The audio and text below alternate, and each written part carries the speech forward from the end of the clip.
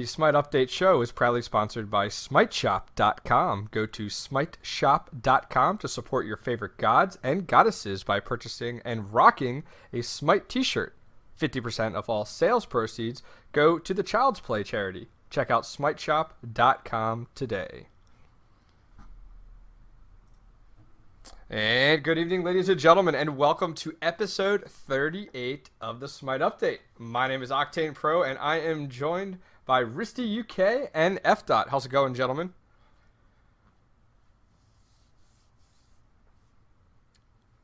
All right, doing good. We'll kind of go around the table here, just kind of see, what you guys have been up to this week. So we'll go over to Risty first. What have you been up to in Smite since last time we spoke?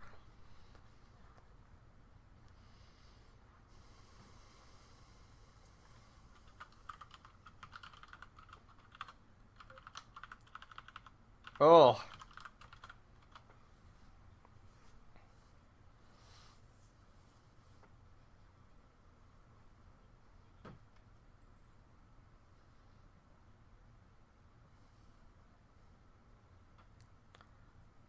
Yeah, that was actually all right, so I was actually tracking that on within everything here, and just want to make sure you can't hear other people.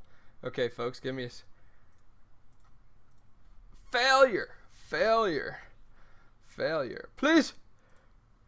That's right. Please hold while I process your request. That's right. All right. Why don't you guys say something and they can test it? Octane messed up. Octane bro. He's not Octane quite the Octane broke. bro. You Octane no. You guys are so great. All right, chat room. Make sure that you guys please verify that you can hear them again. There was a little echo. I corrected it, but you should be able to hear them. Is there still an echo? Now you're just being a troll.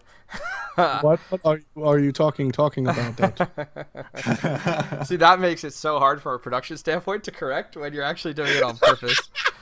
So I just want to be like, oh, you're kidding me. Slime. All right, so we'll just give another second here, guys. Verify in chat, and then we'll start to move on. It from looks here. like they said we can hear. So, Okay. Okay, that's good. You can hear. Okay, cool. So yeah, just a slight adjustment. I redid. Bought a new setup, a new production rig, so that's kind of why we had a little bit of streaming issues there. So awesome that you guys can go ahead and enjoy that. So anyways, outside of that, guys, we were kind of just introducing Risty and F. And Risty was kind of commenting, which you guys didn't get a chance to hear completely, on the fact that he hasn't really released a YouTube video in quite a while. And, just the other day, he had a chance to release a video that actually did really well on Reddit, got a lot of good feedback. So, Risty, why don't you tell us a little bit about that? And you could even provide a link in chat for people, and we can kind of go from there. Right, what it is, it's a League survival guide. Basically, if you're looking to get into ranked or anything like that, it gives you like the first know how and get your mindset right for what you're going to encounter when you get in there and so on and so forth, like BMing, rotations, what the mods are doing, maybe a small little bit on the meta, and just little bits like that, and kind of what everybody should really be understanding. So I kind of put that one together, and I was quite proud of myself as well, especially with the little icons moving. I spent quite a bit of time in after. I was quite chuffed. Yeah, I was pleased. So it was a really good video, to be honest with you. I was actually rather impressed, and it's always hard to please the Reddit community unless you're kind of in the clique per se. So I think it's great. What about you, F. What have you been up to this past week since we spoke last Sunday? Chilling. Hold on one sec. Let me unban you, Risty. Yeah, I knew I needed mod for that. Look at that. Permit Ristyuk.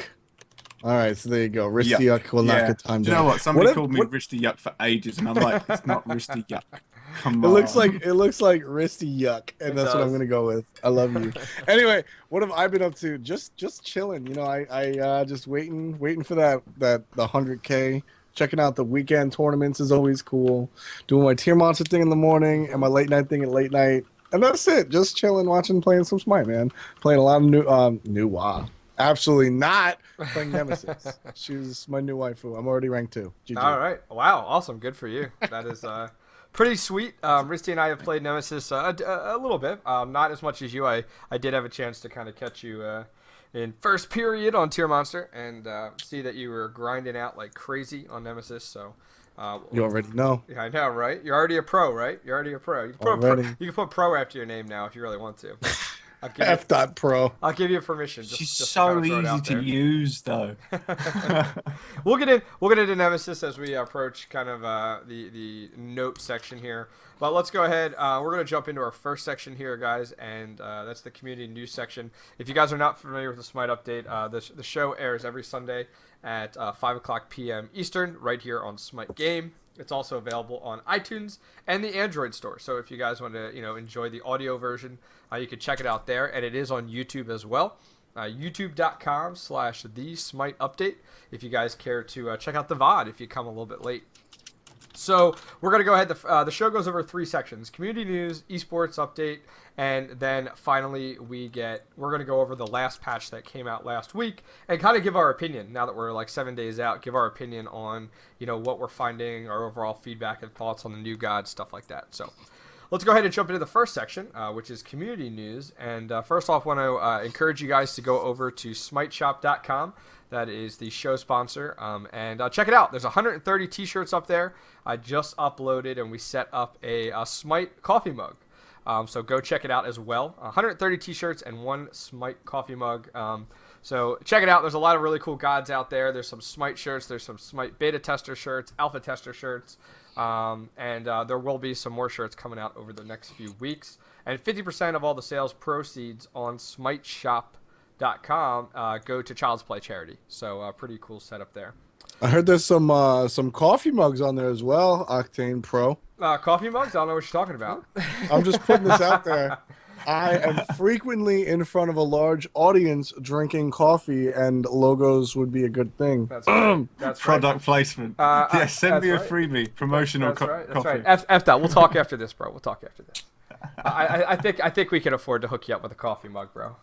That's what I'm saying. All right. So, anyways, the first thing I wanted to talk about the community news section, guys, is there's kind of something interesting. So, somebody on Reddit posted, and the title of the Reddit post was just like, "I'll be the first to say." And the Reddit post pretty much said, "I'm absolutely loving the ESPN-like style that the tournaments are going for. It looks super cool, and I love the professionalism look of things. I just wanted to comment on the hard work of the artists that have put this together." So it's just a Reddit post. I'll post it in chat. And pretty much I wanted to bring it up because it is part of the esports section as well. But a community member did bring it kind of to light. And I thought we'd kind of talk about it. So over the last few weeks, we've seen Hi-Rez pretty much up their production quality every week. Like every week they're adding a new feature. They're making adjustments to the audio and video settings. One week we saw a green screen getting added to the weekly tournaments for the casters, new headsets for the casters as well. Another week we saw stats getting added. And now we're kind of getting this like ESPN look across the bottom with your kind of ticker on the match updates. Voting came in the other week before, so voting's been added. Today we got a chance. They're doing this thing where like if you do at... what was it? Smite Pro. At Smite Pro, you could go ahead and get like your message across the bottom. I saw F dot your message come up there, up on stream, and yeah, I mean I tweeted Smite Pro all day. I noticed that. Trust me, I noticed that. They were probably If you spam it enough, you're gonna get something there.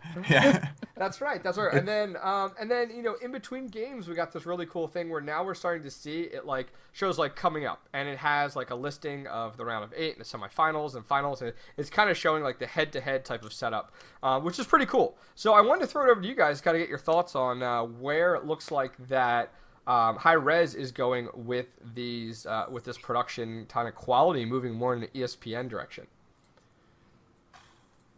I guess I'll take it. Yeah. I think Hi-Rez understands and realizes that esports is a huge part of the situation as far as not just money, but exposure and also people's enjoyment of the game. Smite is a really interesting and exciting sport to watch, regardless if you play it or not. And with the right casting, you don't even have to understand too much about it. Sure. It's pretty much just at the base of it. When Thor dunks on somebody and Berserker barrages, like I can show my friends that aren't into video games, and that's still cool. When Thanatos totally wrecks 2 people because he's Thanatos, that's still cool. And so that sort of draw is really cool, and people are obviously going to watch higher skill players rather than lower skilled, so the esports scene is generally where you're going to look, and Hi-Rez notices that, understands that, and they're like, hey, let's throw some money at it. And they're looking at what they're going to get back, and they're getting a lot back already. I mean, you saw the arena that we're having the 100 plus K Oh at, my so. goodness. Yeah, without a doubt. What are your thoughts, Risty, right now on the production and the direction Hi-Rez is going with it, and just how effective it seems to be going? Well, I just like the way they're increasing it up because before it was all right before, and then as soon as the green screens come in, I actually did sit back and went, now it looks cool. Now it actually looks like Yeah. we're really rolling with this. Mhm. Now with that, I'm just seeing the ESPN looking bit with the extra scrolling bit across the bottom. I don't know where they can go else from here because I'm not the esports person at this stuff like Yeah. that. But I really do like the direction they're going. The more professional you can get, the better because there's always people that go, it's not professional enough, or Well, it's not this, it's not that, and it's Yeah, like, exactly. let's go And with it. I'm going to speak to what you just said, Risty. I actually think that your opinion, as somebody that's not too into the esports, would like I personally would value your opinion more than somebody that is into the esports. Because me, I might be blinded by what I think is awesome play and awesome to watch, and somebody that's not too into the esports scene might just you're not really starstruck is the wrong word, but you're not really into that. So expand on your position, because like I said, when you take it at face value, which is somebody like I'm heavily invested in the scene, I might not be able to take it at face value. So in your opinion, how far is Smite esports in general away from being something that you, obviously it's not going to be on TV, but something when you tune into Smite game on Sunday and Saturday, do you respect it as much as a traditional sports broadcast? Yeah, I do because it looks clean and sleek. Mhm. When you could look at the overlays and stuff like that, and you can pick apart, and you look at it and go, this. Even if you can't see what's what's wrong with it, sometimes when you go like, something's not quite right there, and they haven't done the overlays right, or they've not done this right, or they've not done that right, and you can kind of pick apart at it a little bit. But no, it looks clean. It feels good. It feels professional, especially with the green screen. You can see I'm a big green screen fan. So I like the cleanness of it. I'm very Sure. like clean and stuff like that. But yeah, the professionalism of, and everyone's very professional in the way they act as well. It's not just like, well, all right, guys, it's all suit and tie. The suit and tie, because I know like Octane says about this quite a lot, the blazer. Maybe not the tie, but it's always with the blazer with the casting. So Yeah. it's always good to see that. Yeah, I mean, it just brings a little professionalism and people take it a little more serious with a blazer or whatnot.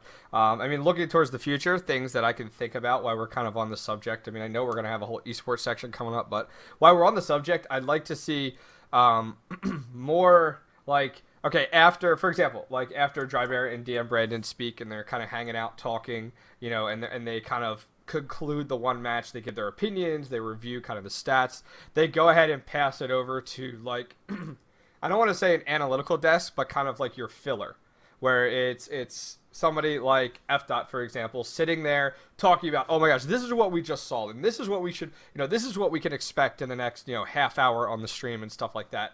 Because to me, the less downtime, the better. And for a viewer, if you have it go from DM Brandon and Drybear all of a sudden over to someone else who's talking and going through their whole thing while those guys are getting the next match set up with the admins and getting into the game, then we could go ahead and swap over. And even if like, somebody in that stand-in desk is only on there for like 5 minutes or 10 minutes, it's so effective. What are your thoughts, F. Like, what do you think about having that analytical filler type of desk? Yeah, I totally agree with that. And later, like, no, I mean, on the real, I totally understand what you're saying. Not that I think DM and Driver are two of the greatest people in the community, but looking at anybody for the same 7 hours in a row does get stale. Yes. So just as like as like a production, behind the scenes type guy, like, yeah, you need to break up. You need to break up the monotony a little bit. Yeah. You got to have that. So you definitely want to switch to somebody. But it's all about quality and stuff. Yes. And that sort of thing, adding somebody onto the cast like that. It's an investment. But more importantly, it's icing on the cake. I want to see the graphics come out better. I want to see the tweeting the tweet voting perfected. I want to Yeah. see more stats. I want to see a lot of that stuff first before we can have the proverbial Aaron Andrews, the sideline reporter or the studio reporter, if you Yeah. will. You know, that to me is very secondary to making sure that the stream itself is top notch. So I totally agree. But you know, week by week we see more and more things implemented, and maybe in a couple of more weeks we'll see that later on down the road, because I think there's more perfections that we can really hit. Yeah, I mean, I think I completely agree with you there. I would like Instant to replay. There we go. I would like to see it applied though before the launch tournament. And the reason I say that is because if we have a launch tournament and you literally have 10, 15 minutes between any content on stream or, you know, whatever, I think, you know, it's not the professionalism kind of goes out the door, because it's like, okay, here's a nice graphic that you stare at for a while and let's check out the stats. And I love that. But, you know, at the, you know, launch tournament, and we don't have any inside scoop on that, but at the launch tournament, I feel like it's going to be important to not only for people that are at the live event, but also for the people that are at home, you know? Right. You know, and I think that's just, I, for one, am a proponent, and this is not something that Hi-Rez wants to do, to my knowledge. I would much rather just see some commercials. Like, Okay. It's very frustrating for me to sit there and see, all right, it's a 5-minute countdown timer, and you see that 5 minutes, and you're like, all right, I guess I'm just gonna sit here, and then it ends, and another one comes I on. honestly and go away another when one that comes 5-minute on. countdown, and I miss Yeah, the start half the you know, time. I'm like, I ain't gonna sit here for this. Exactly. Like, well, at least, you know, you throw on some commercials. I'm like, hell, I don't want to watch this, but you leave it up anyway, so Sure. they make a little bit of pocket change. Yep. But for me, it's just something on the screen that's not like Monster Cat music and a countdown timer. Sure. Right? Sure. Like, so Well, I if mean, I was, go ahead. Sorry. if I was the master in charge, I would just throw some commercials on there, and Okay. even though it's garbage content, like it's Yeah. not something viewers want to see, it's content, period. And you know, sometimes 10 minutes, 10, 15 minutes is what's required in between matches because of logistics, technical issues, etc. So that's gonna happen. Like, professionalism, XYZ, but that's going to happen. So, you know, I just think you need something on the screens that's not just bow chicka bow chicka bow chicka wow wow bow chicka and like a countdown timer. That's where the problem lies, in my opinion. It's too static of a content. I mean, for a while they did have some of their promo videos up on there, if you guys remember. Before they did a lot of the long timers, they went ahead and threw up, you know, Smite intro video or stuff like that. So we won't beat a dog here, but we'll continue moving on. But all of us, you know, will agree that we know we're looking for the production to keep moving on the path it's going. The path it is on now is amazing. It's excellent. I mean, the fact that we're seeing improvement week in and week out is awesome. I mean, I can't imagine what we're going to see a year from now, to be honest with you, because of where we're at right now. And just, you know, so kudos to the Hi-Rez production team on everything you guys are doing right now, and look forward to it. Next thing I wanted to bring up in the community section, got two things, and we're going to jump into an esports update. And the next thing was Anuki came out with a video, and I want to link it in chat, and it was kind of cool. He went ahead and took one of the tournaments from one of the previous games from one of the previous week's tournaments for Hi-Rez Studios, and he went ahead and cast it himself. But what he did was he went ahead and like overhauled it hardcore with really cool video graphics, and then depending on the mood, like what was going on in game, there was some music along with it and stuff like that. So it was pretty cool to see. So I'm going to go ahead and link it in chat. Did any of you guys get a chance to watch that at all, or no? I watched a little bit of it. Okay. I will have to say that I love how like he shows the brackets, and then he like it's like shing, and it unlocks the next load, and it brings the teams down, and it does it again. The man's talented. I'll give him that much. I don't know about you guys. Well, I mean, that's, you know, post-production. You can do a lot more in post-production than you can do in live production. Yes. So, yeah, it totally looked beautiful, and that's cool. But it's also kind of out of, I mean, personally, I really liked it, and I thought it was neat. Yeah. It did take 20 minutes to show the damn brackets. So superfluous might be a word that comes to mind, but I did appreciate, you know, how well it was executed, you know. But like, once again, that's post-production as opposed to like what we can do live, and what Brad and the rest of the production staff at Hi-Rez can feasibly make up with, while staying, you know, because 10 minutes between games is unprofessional, right, Octane Pro? So you need to have something that's quick and available, while at the same time look. So now, let me clarify. Stuff like that they can make templates of and swap stuff in very quickly. Is the base things very easy? Takes a long time, but the actual swapping in and swapping out of like you see, there's like the bit at the start, the European, where he's got like the semi-finals coming Right. in up to the finals to the top. That there is a piece of piss to change which graphic goes in which circle. You just drag it into a box, go, Yeah. kind of Yeah, thing. I mean, I'm not comparing it. I'm not comparing it to a live Right. like production because I look at the logistics and how it works out, and I know how they do that stuff, and I'm like, yeah, that's not happening. But Exactly. yes, 10 minutes between. Yeah, if you're staring at a screen with numbers on it, yes, that's too long. So there, F dot. So there. I want an analytical Mhm. desk, and I don't care whose face it is. I just want to see somebody up there. But You've been Yeah, I'm spoiled down. with StarCraft 2 and all the hey, analytical stuff they do after you that. know Well, there's what? a plus. You know what? They There's, set the bar. They set the bar, and yeah. the industry.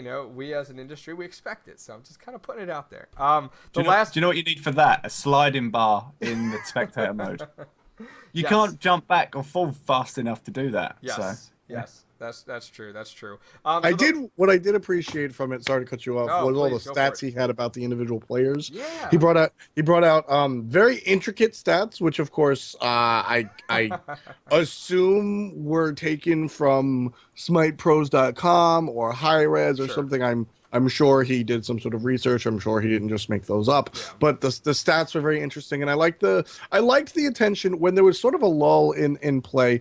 Or when there was an interesting matchup, so to speak. He really did a good job representing that. When there were two hunters alone in the lane, he brought up like fun balls, whatever, and a young bays, whatever, and he gave the individual stats, and I thought that was really cool and something that I would like to see in the future. Well, in live events, and that's what I mean by we had other stuff, and I'm getting into a different topic, which real quick so I don't talk forever. Go for it. I like the context stats when okay we have two hunters in the middle of a lane, let's bring up their stats on each individual character that they're playing. So that's something that he did that I would like to see in live events, but like I said, that's down the line, production, money, Yeah. staff, etc. that's very difficult I mean, to do because it's all like Yep. premeditated. It has to be Yeah, ready exactly. to go before Exactly. they get that lull.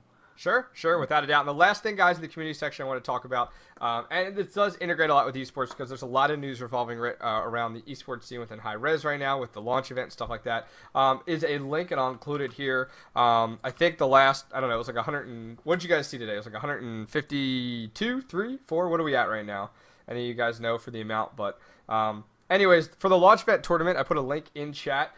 They did go ahead, those of you guys not familiar, and actually change 159. 159, thank you. They did go ahead and change the venue. And I'm really happy about this because I was talking with several Hi-Rez employees when the announcement was made for the original venue, and they went ahead and posted, where it was going to be at and how many tickets, and they put up the tickets, and it was like 300 tickets. And I was like, what? And then they released a few more, and I was like, okay, awesome. They're going to keep, releasing it in small increments, keep the demand up, keep the hype up. I think it's really, really cool. And then I will put a link in chat to the direct location to where they're having it now. And I wanted to kind of throw it over to you guys to get your thoughts on having a Smite esports event at this type of place. What are your thoughts? That looks pretty good. I'm looking at like the curved seating and everything, where it's Yep. going up into the tiers, and it just Yeah. looks like a massive stage, and everybody can see, and it will be just like wow. Yeah. Especially the players sitting there looking out, going, Yeah. "That's a lot of people."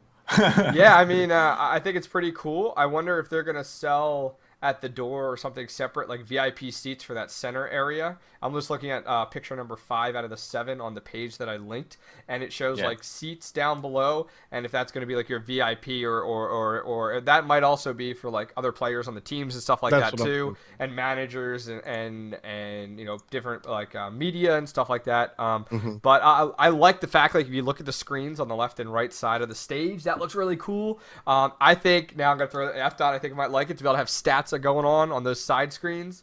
I think that would be really cool to see as well.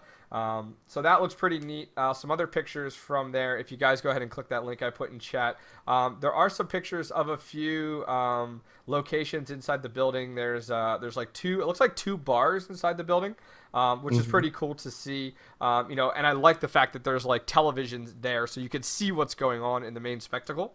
So I think there's a lot of potential here, and I would love to see Hi-Rez like sell out that place, like completely, like, hey, we can't get any more seats, stuff like that. So I think it'll be pretty cool. Any last thoughts on the venue, guys? It I just love looks it. great. I'm flicking through the pictures. Yeah, all the bars. The bars Man. look good. I want to go drinking. So that goes ahead and wraps up our community section here. And once again, I'll put a last link in chat for everybody that was wondering, kind of what we're talking about there. This is a post that was made earlier, about 5 days ago, from Hi-Rez Todd, saying, "Hey, we're moving the event." So that is there. And the community news section is just a news section that kind of highlight different things going on in the community. This week was a little quieter of a week for community type of content. But outside of that, we'll go ahead and move on to our next section, which is Esports Update with F. And just kind of talk about some of the things that have been going on yesterday and today within the esports scene.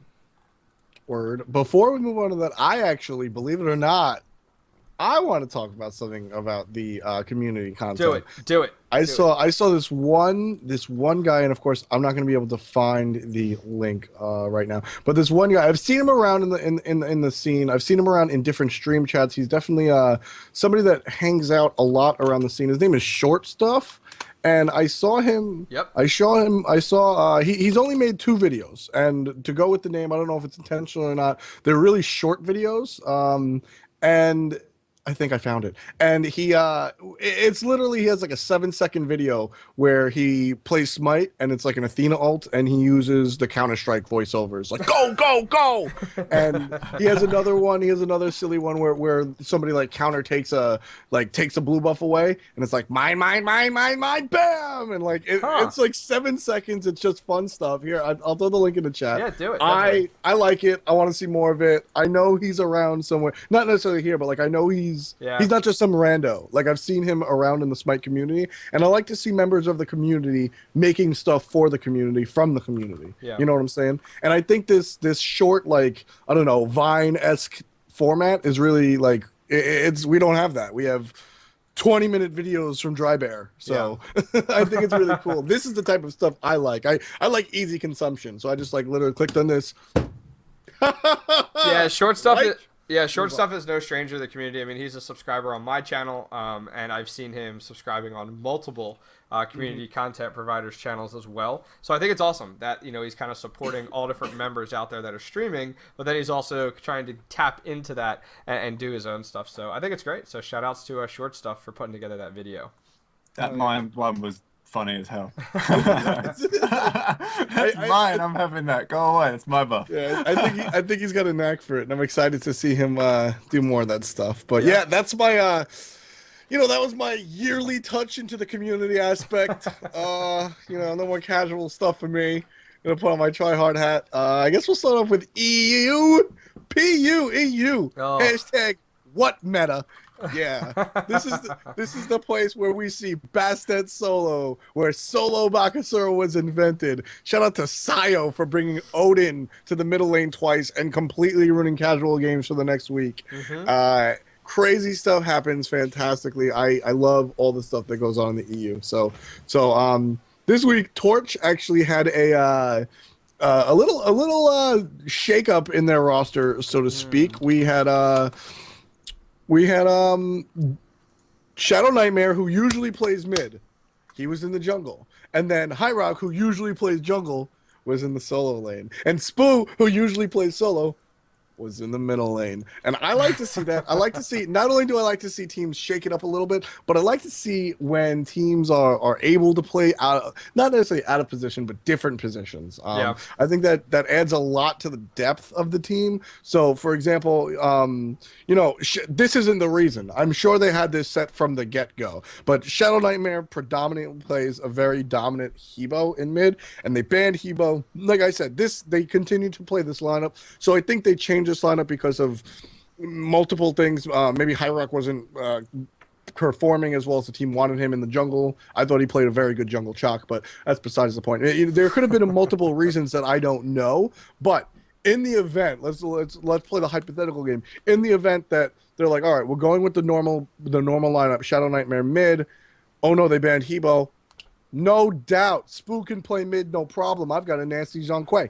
So I like that ability to just move. And also in this respect, I like that the idea when teams don't win, you got to fix something. And I Yeah, and like even though it didn't totally win them the tournament this week necessarily, I just like to see teams making an effort to change things like that. I like to see teams trying to actually do something, shake things up. I liked how Denial did that a couple of weeks ago. Like I said, Pon Pon had other things going on, Yeah. but I liked the idea that Pon Pon was going to start. You know, I liked the idea of changing things up. And, you know, for what it's worth, they did very well. Shadow Nightmare dominated the jungle. His Freya is 7-0 right now. Jeez. Putting that out there. He usually plays Freya mid, which is weird. Naked Elite. Elo is the way you are ranked in... It's actually invented from chess. And it was Professor Elo. I forget his first name right now. It's a method of ranking 1v1 play. I did a video on it, actually. I can't remember his name now. Yeah, I was saying, Risty, you did this long video explaining Elo and like how it works and where it's from and all this stuff. So I like was gonna jump all over that. I saw that question in chat. But back to the EU stuff. Really, back to that comment you were saying. I also like the idea of throwing the spanner in the works a little bit as well, because you know when you like get all the teams up and you go, well, so and so guys picked up this god, so you know you're going up against him in the mid. But then all of a sudden you're like, wait a minute. What the hell? Or you get like, they do it with like magical stuff. So think of it as a solo lane. You think, right, that guy's going solo, so I build magical defense. And then all of a sudden you're up against the physical. It's like, what the hell's going on here? Exactly. So it's good that way, yeah. Game Hunter was playing Odin, and he purchased a Stone of Gaia, even though he was against physical, because he thought that Spoo was going solo lane. And he was like, what? I mean, to be fair, Game Hunter still kind of just destroyed his lane because he's Game Hunter. But that was the mindset. That was the thought process. And it was interesting just to see that little shakeup. Like, oh wow, okay, my itemization is wrong. And you know, if not to take anything away from Spo, he's a great player. But if Game Hunter was against Zelia and that happened, and Zelia somehow tricked him, and somebody else was in, and he itemized wrong, that might have been a bigger impact than you know he really wanted. But so you're 100% right, Risty, and I wanted to bring that up myself. Kudos to you for recognizing that, because you can definitely mess with people's playbook by changing your own, and I really like that. Well, I think it's pretty. I'm not surprised that the EU scene is kind of pulling out these kind of like crazy lane compositions or gods playing in certain lanes that we don't usually see them in, because I feel like that's always been the case with the EU scene within Smite. Like there's always been this creative side where, oh, let's go to mid and see how that works out. Mid. like you know, and so I feel like you know, it's not surprising here. I'm really happy to see people trying to be a little more creative within the weekly tournaments, but right now is the time. Like right now is the time to try to pull out something that's going to go ahead and change the odds and you know, alter things a little bit to try to get those last bit of points in before we get to the very end of the entire qualifying tournament series. So you know, as you said, kudos to them for going ahead and trying something different. Yeah, and the EU. Go ahead, Risty. I know it's the same. It's like, well, I've always kind of said this about like dealing with this before. All the top teams are so used to playing a set way, and they're so used to it.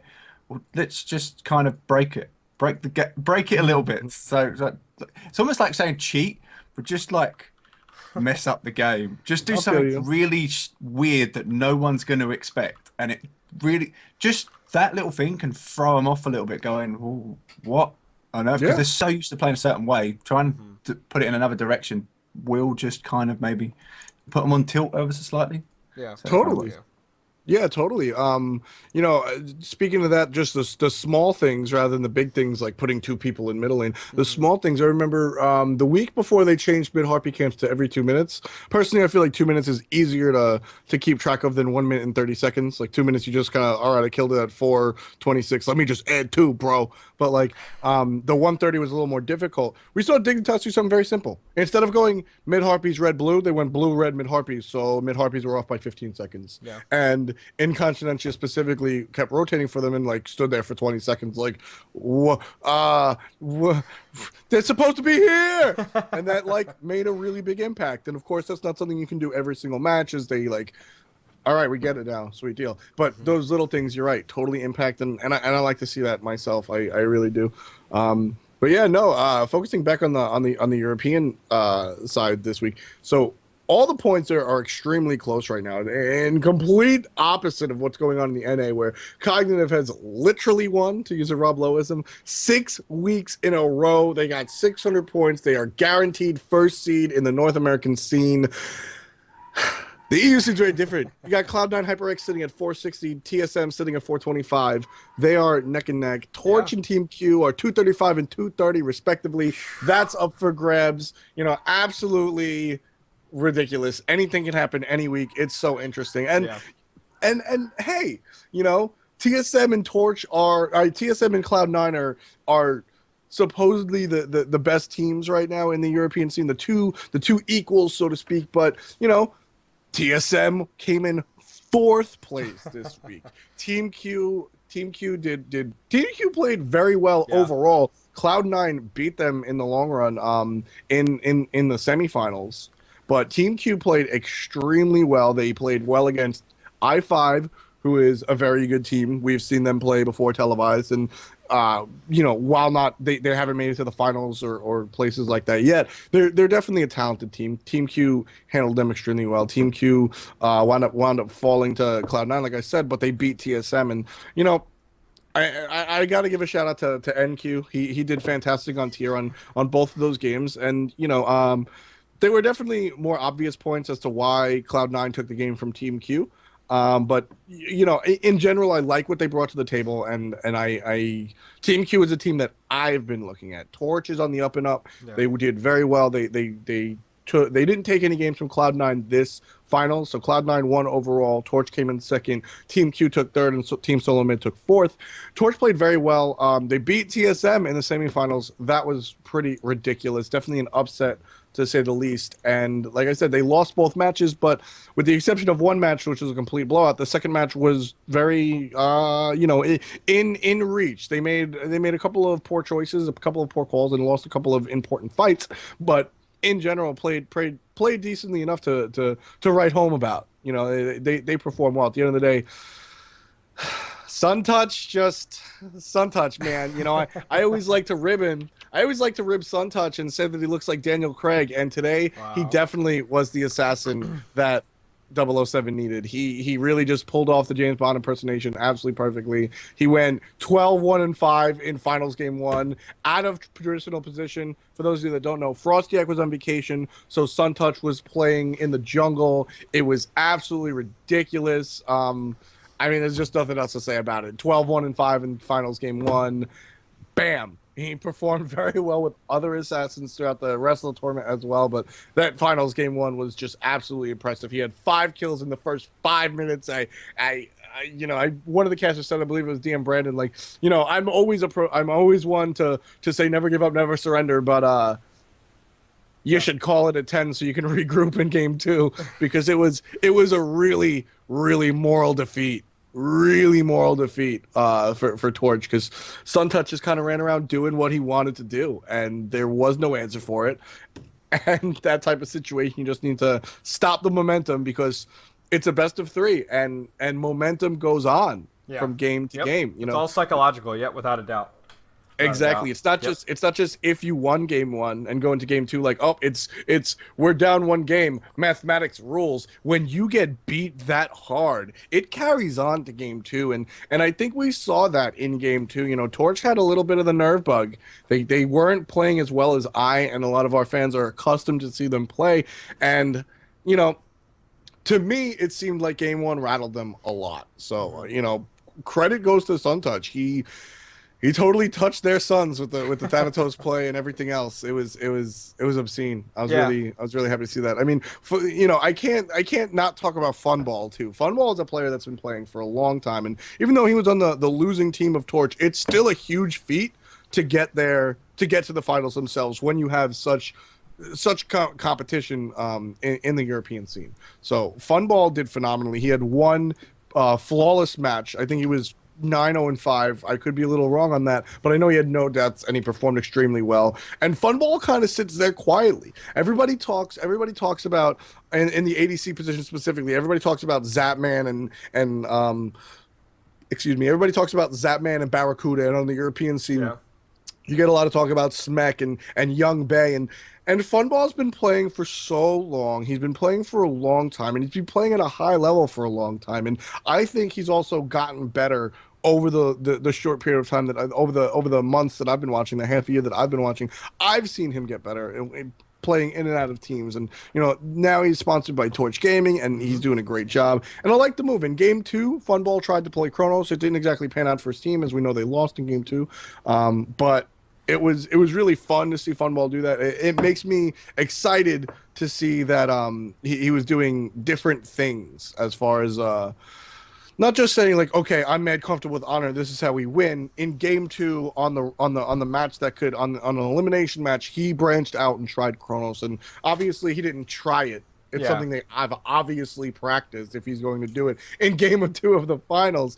But I just like that the departure from the norm in an effort to win for sure. He didn't. He's very good. He didn't do that well, like in playing as Kronos specifically. But if you look back at the guys that he usually plays, like for example when he played against Torch, when he played against Team Solo Mid, you can see right there like his on her play was like 9-0. Like as you kind of talked about, like it was kind of one of those like, oh well, we show a lot of attention towards Barracuda and Game Hunter and stuff like that, but he's definitely on the up and up. The other thing I wanted to mention was when we were talking about the EU scene and talking a little bit about just kind of how close things are and kind of where we're seeing Torch and Team Q coming in at the end of the qualifiers for the Smite launch event. I think it's really important to note that like Cloud9 and Team Solo Mid started out like phenomenally. Like they started out the teams to watch, and then there was everybody else. But what's happened is like Torch and Team Q have kind of started to adapt, done their homework, look at the plays, and all of a sudden they're the ones that are starting to come up. What I'm interested to see though is when we go to the Smite launch event.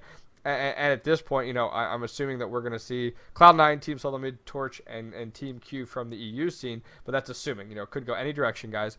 But, if we see those teams there, I see Torch and Team Q giving, everybody else a run for their money because of how well they're doing right now. I mean, it doesn't matter how well, points-wise, it matters how well you did at the beginning of the qualifiers. But at the end of the qualifiers, the way you're playing there is pretty much what you bring to the LAN event. So I think it's pretty cool to see, see that's going on. And any last things to talk about on the EU side before we jump to NA?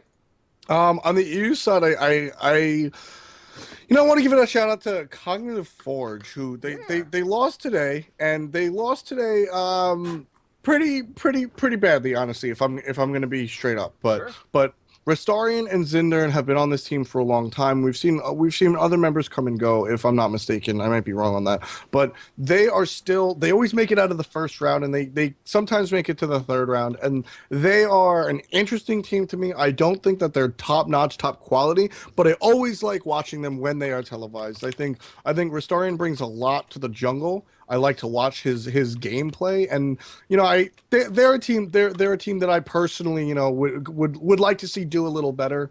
Unfortunately, they, not for nothing, they did get teamed against TSM, which is very unfortunate. Even without Trix Tank, their MVP of last week, TSM, Zimstar covering for Trix Tank.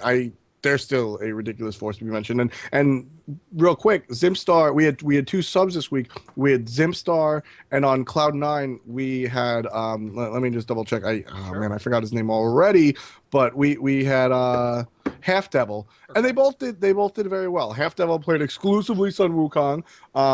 That's not to say that he cannot play other things, but it does, of course, bring in the God Pool conversation. But at the end of the day, he might just be playing Sun Wukong because Sun Wukong is damn strong. So, good play from Half Devil. He definitely he was on the winning team at least. So he has one finals win under his belt personally for sure. And then, like I said, Trix Tank's replacement or just Trix Tank's not replacement. Don't go to Reddit. Don't worry about it. It's 1 week. 1 week. Trix Tank was on vacation with the girlfriend. Not a big deal. He's skiing. 10 points to that. Exactly. The neophyte was off on vacation. Good for him. Took his substitute, did a fantastic job. So shout out to all the subs out there. That was really sweet. And moving on to the NA scene.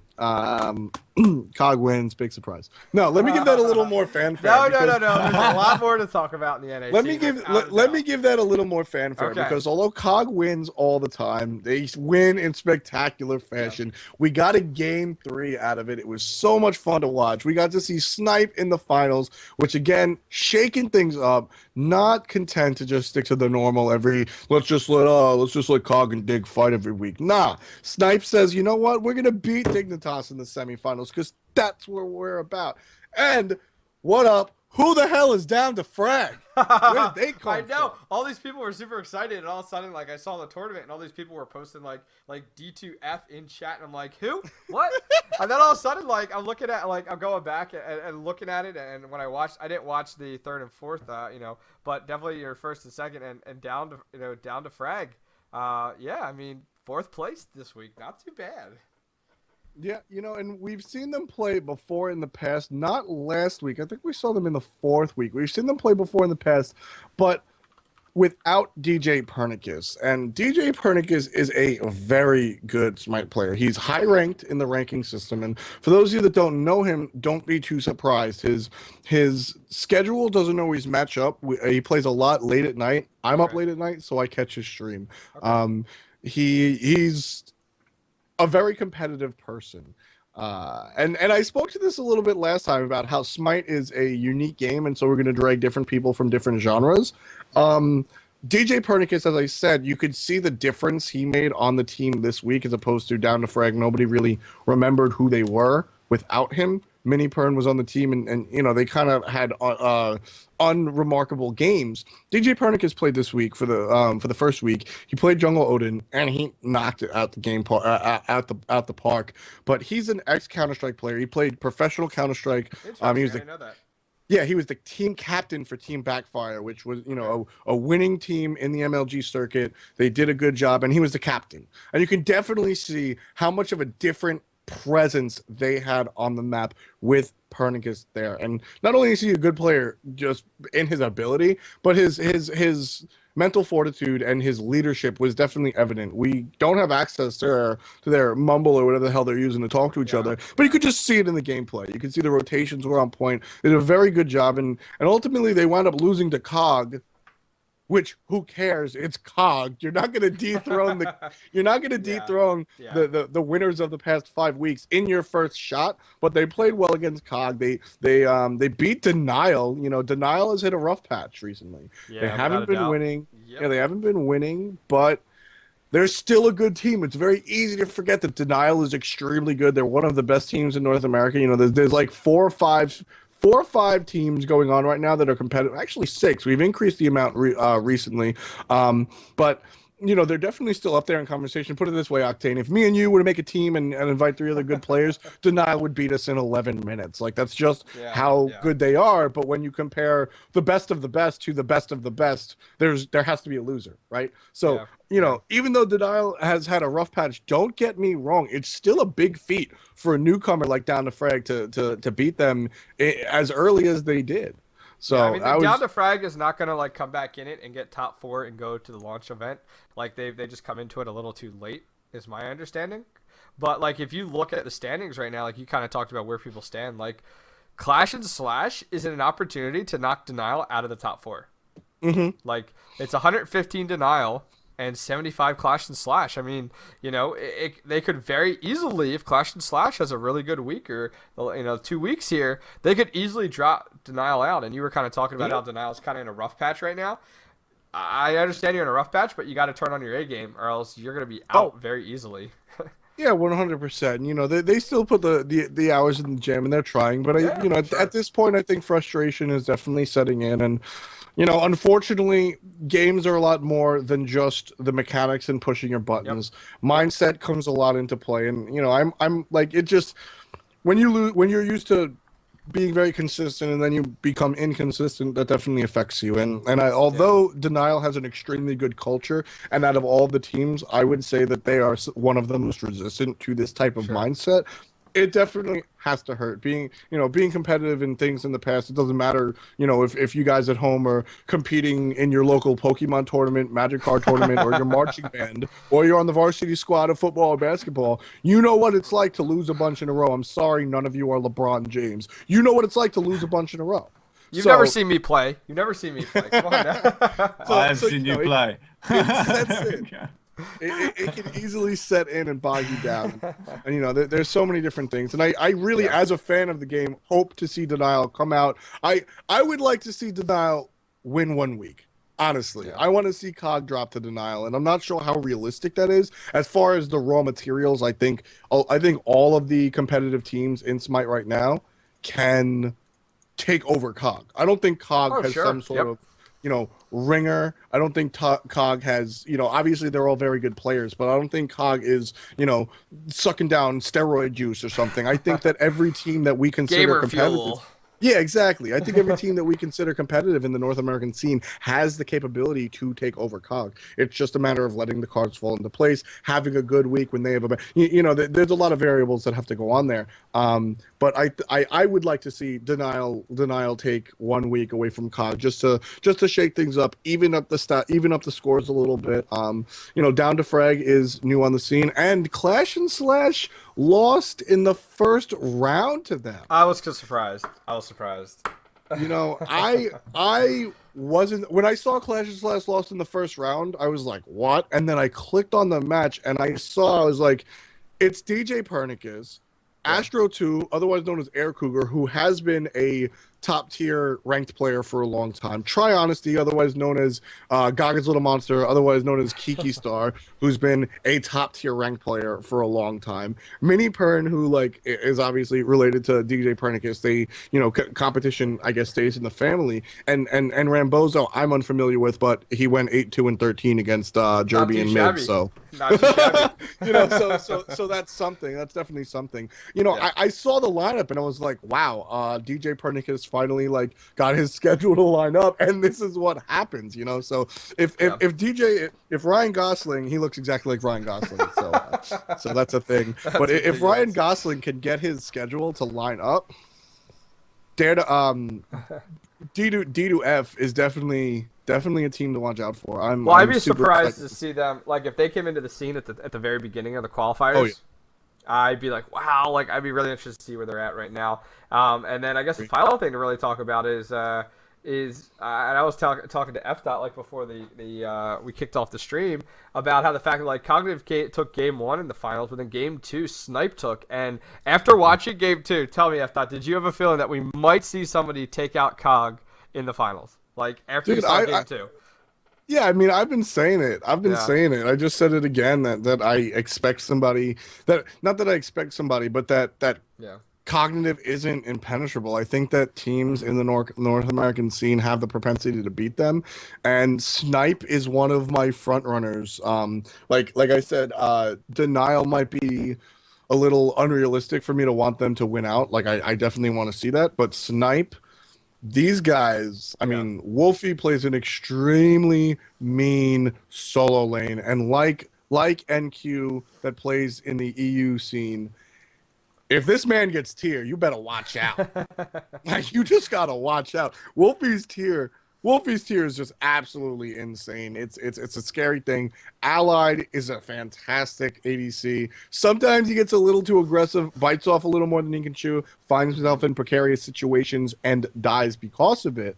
And Xing has a similar playstyle. Very aggressive, very I'm in your backyard, come fight me if you want. But Xing and Allied and Wolfie together are a very good team, and you can't not mention Nick is also very good, but the other 4 members of Snipe just together make an extremely powerful team. Incontinentia is all over the map, always supporting when you need him, and the fact that he's been playing Geb when allowed lately is just ridiculous. He's literally just rolling around, putting shields on dudes and leaving lane. It's fantastic. Xing is everywhere you don't want him to be. As a jungler, it's very easy to fall into a predictability trap. Xing's predictability is that he's somewhat unpredictable. A lot of times players playing against Xing will expect the unexpected, to use a very bad cliche, in the sense of you generally know, okay, you saw the jungler walk past the middle lane, he's going to look at mid camps, and then he's going to speed buff. That's what he's doing.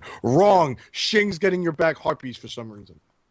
Well, the funny thing is, a while ago when I saw Xing and Cog depart, I was kind of concerned that Xing would kind of fall off because he was kind of doing his own thing for a little while.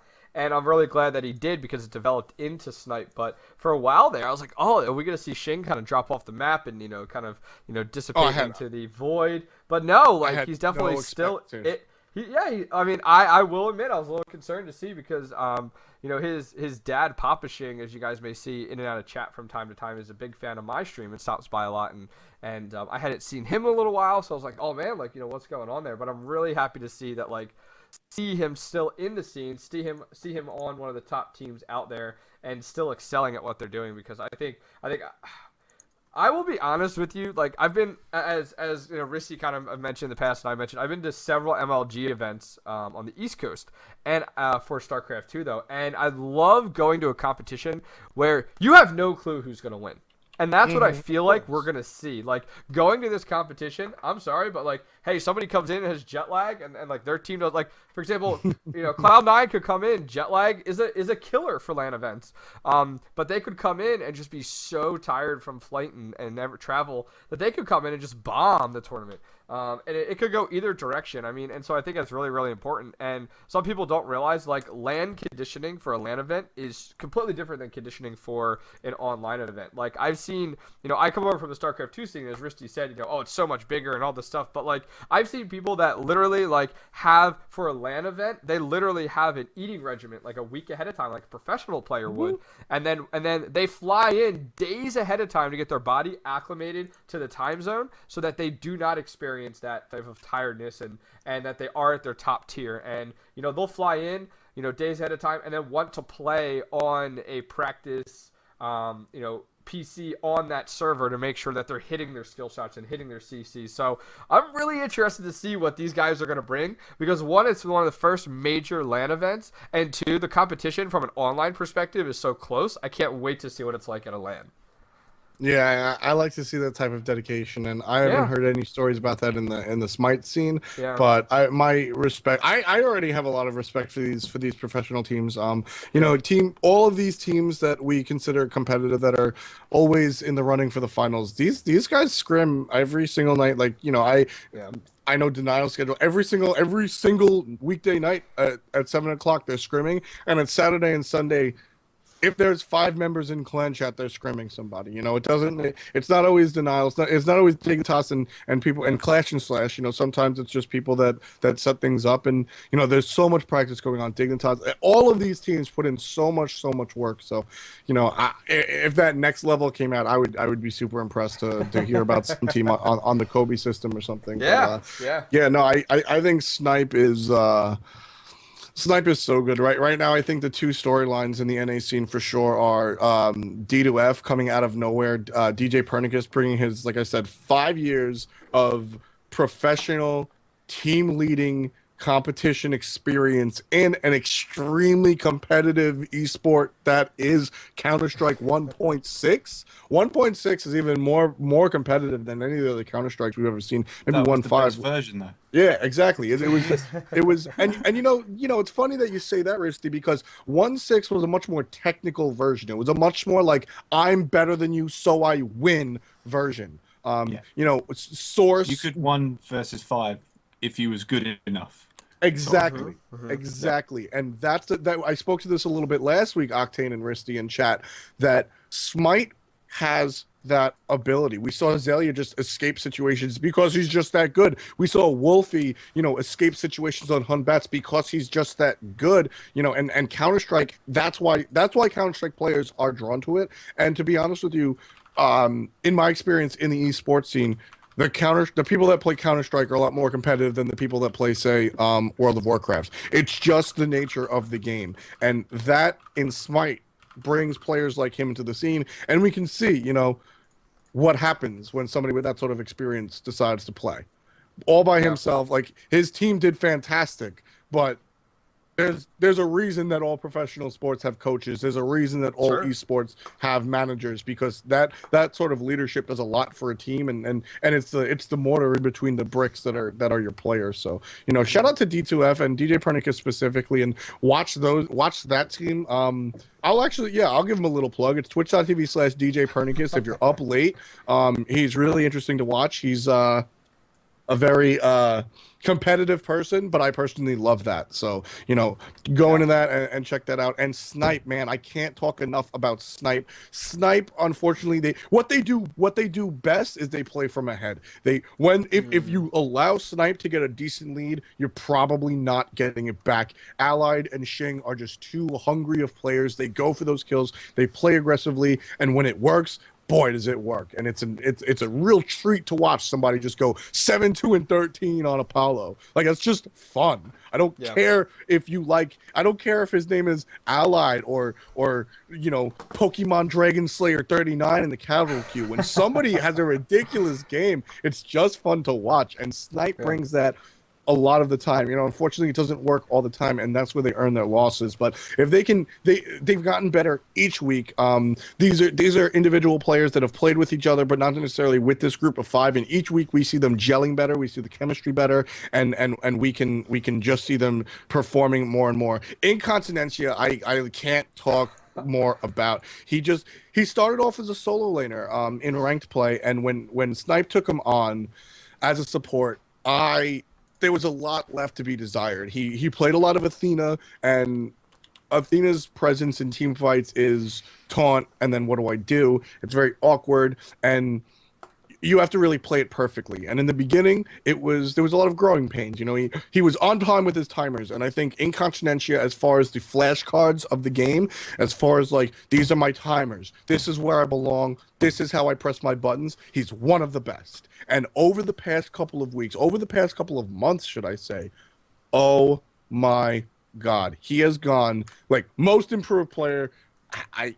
There's a lot of people that go into this conversation, and I haven't done any preemptive thoughts about this, but Incon has grown before our eyes as fans of the game so much, and I just love to see what he brings to the table. And Snipe and D2F are the teams to watch. You want to watch to see if Denial can get out of the funk that they're currently in. You want to see what Clash and Slash can do if they can guarantee that 100K slot. That 4th position in the NA scene is very up for grabs, so to speak. But in my opinion, Snipe, you got to watch out for Snipe and see if they can beat COG. I want to see somebody beat COG. I love COG. I love the guys on COG. I love all these teams, but let's be real. Y'all won 6 weeks in a row. I want to see somebody else win. I frankly don't care who it is. People that win all the time get boring. I don't care how they win. Yeah, I just want them to lose. Cheer for the underdog.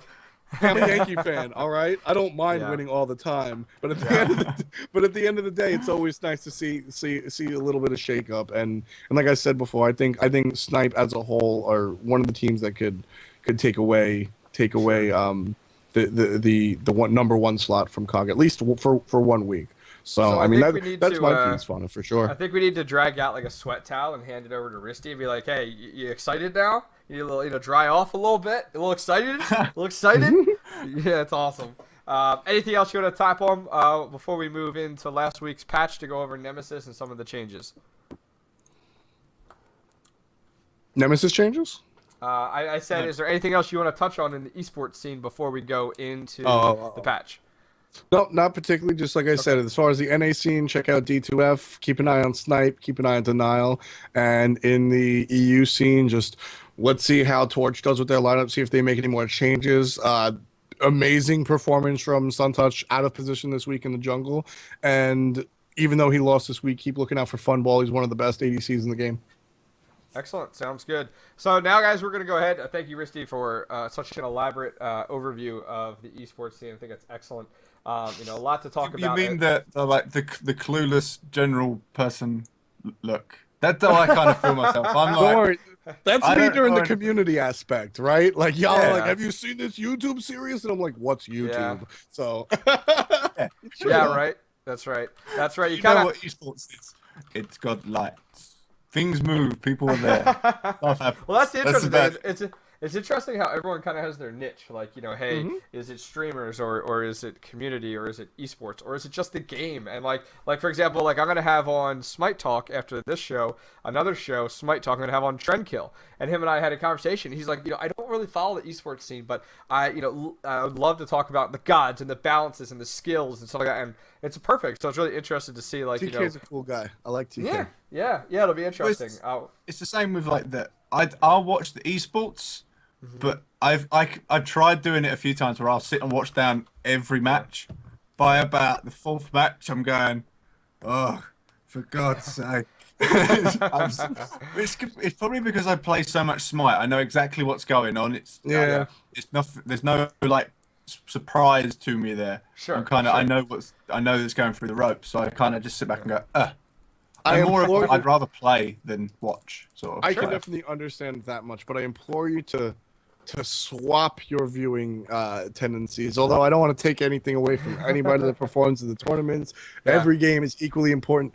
Watch the later games if you can only handle 4 games, because those finals are so intense, man. There is nothing like when you watch these teams just take fire giants away from each other and execute everything perfectly, and Ross snipes through 2 walls and Wolfie get away from 3 members of the enemy. That's what Snipe's about, man. Sure. So like, do yourself the favor in one of these weeks, skip the early matches and watch the late ones. I normally, if I'm going to watch games, I will watch the finals. Like, I'll catch it later on, because the first ones, it's pretty much you're going to get stomped or you're going to get stomped.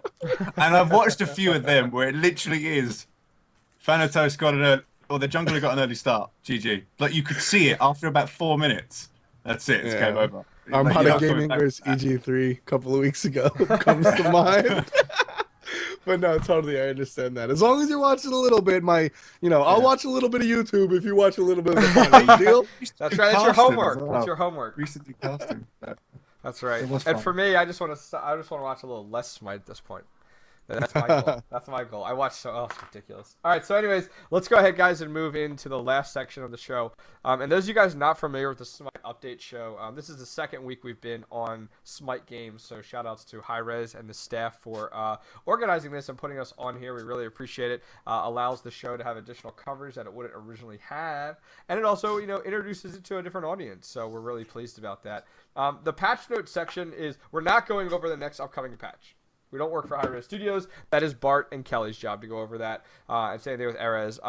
This part of the patch notes that we go over is we wait like a week, and then we talk about the patch in regards to our thoughts and feedback on what we've seen. So when a patch comes out, we wait a week and then we talk about it. And we like this, we don't like this. This is where really working well. This week we have a lot to talk about with Nemesis. So let's go ahead and jump into it. Risty, kind of just give us a rundown of Nemesis, and then what we'll do is we'll go ahead and just kind of give our opinions around the board as to her place in the game. Is she a little weak? Is she a little strong? Stuff like that. You said weak. I'm sorry, bro. Okay, pass over that talking stick. Come on. Give it to me. The talking stick, right? Yeah, I feel like I need it. I need it now. No, Nemesis, obviously the new god that come in this week. Very fun to play. I played a couple of games of her, and not weak. Definitely not weak. As we can now, with a passive as well, it scales with percentage. Now, for people that don't know, Nemesis is passive. Every time she hits someone, it stacks 3 times. She gains 5% power per hit, and they lose 5% power, like physical or magical power per hit. Yeah. Now, didn't we used to have a percentage power reduction in game before? We had it with On Her. We did. Passive, every time he used to hit someone, he used to reduce their physical power by 20%. Now, we're getting another one. It might fit in the game a bit better now, but I feel taking 15% of someone's damage is a bit much, especially when, like, if you look at someone like Carly, okay, she can tear you up.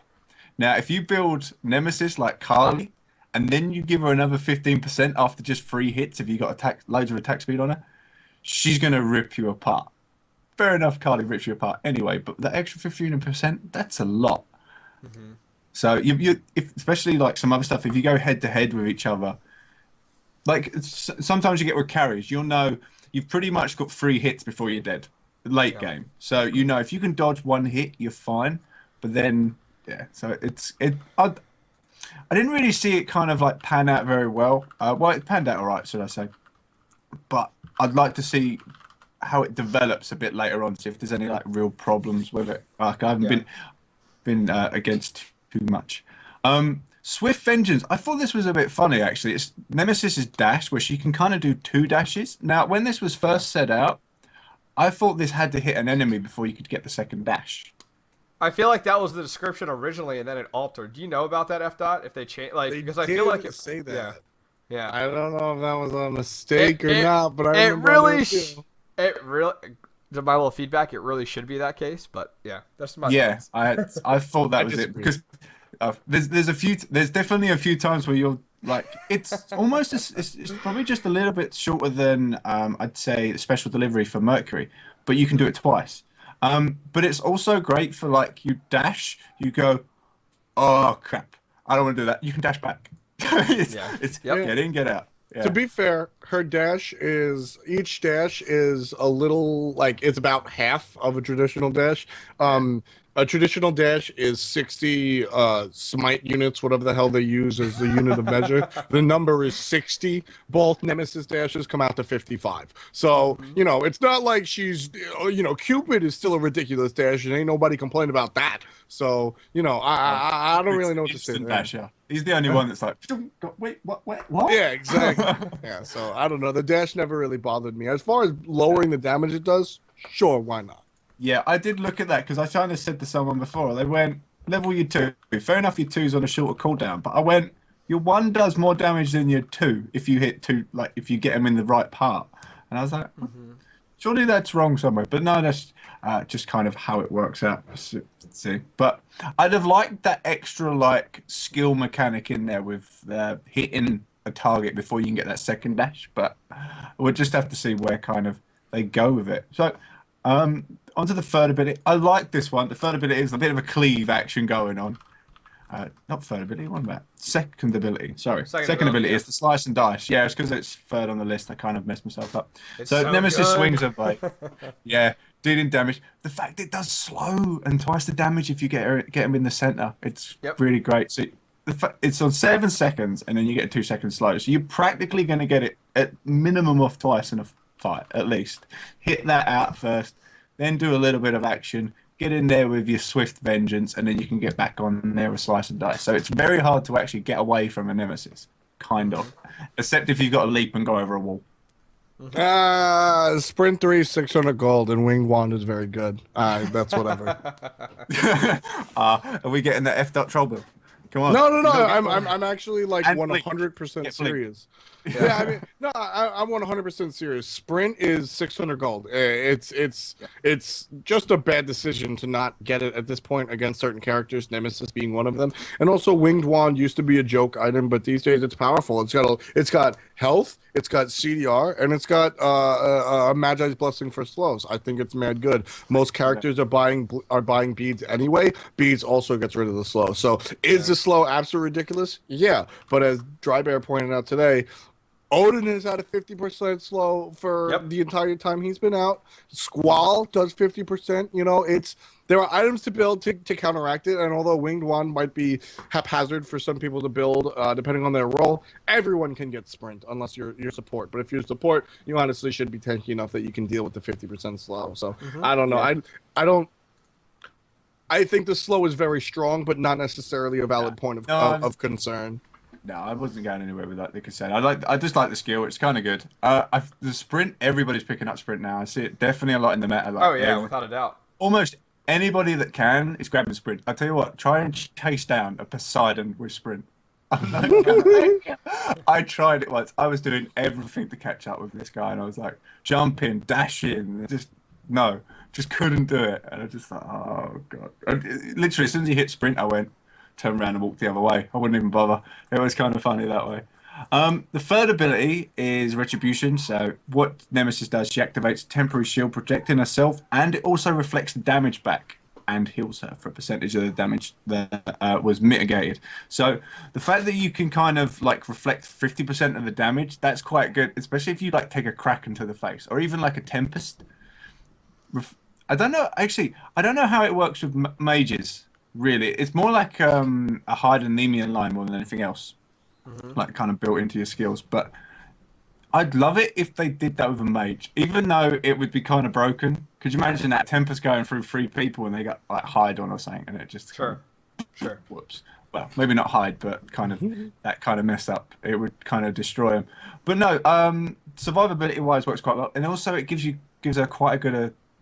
She doesn't really need to sustain in the jungle, but is that extra little bit, but you're not going to use it anyway. But it kind of inexperienced playing with her too much here. I know F.Dot's played loads, but to be honest, I just she's strong for me. She's quite nice. I honestly I went like what was the first game I did? I did like 19-3 for like the 3 games that I played. I was pretty much like 15-2-93 like that. Oh my goodness. Versus obviously the other ones. It was quite funny, especially when you Yep. get into our ultimate, which slows them down, does a load of damage, then speeds you up. It's like you're not getting away, right?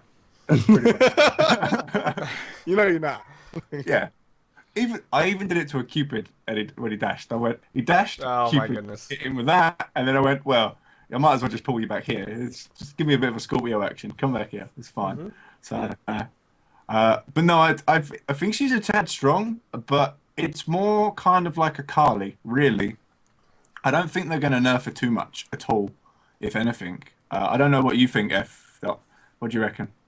I definitely think she's on the strong side, but I don't think she's as anywhere overpowered as a lot of the players think. As I tiptoe around my political words here, I think that the ultimate is kind of. I think the ultimate, the fact that you can't fire it without hitting a god, is kind of silly. Yeah. Agreed. I would like to see that. You can miss Loki's ult. Why can't you miss her ult? Like that doesn't strike me as something that actually makes sense at all. So make her ult be able to be missed. Yeah, hell yeah. Yeah. And they changed when they nerfed her. So previously, her on release, it was her first and second ability got 50% scaling. Now it's down to 25% scaling. I don't think the damage on 2 was the problem. Although I'm okay with them lowering it. What I would like to see is her basic attack damage lowered. Like, I know that's what physical gods get, but she doesn't quite have to be as much of a powerhouse as Mercury. I feel like that. Yes. Agreed. That basic attack destruction is a very annoying gimmick, and you know what? If you give it to Bakasura and Mercury, that's fine. I get it. I think her niche would be cooler if that 3 ability is so rewarding to use. If they made it somehow more rewarding and lowered the damage elsewhere. I understand I already killed a Vulcan by deliberately walking into his ultimate and pressing my 3 button correctly.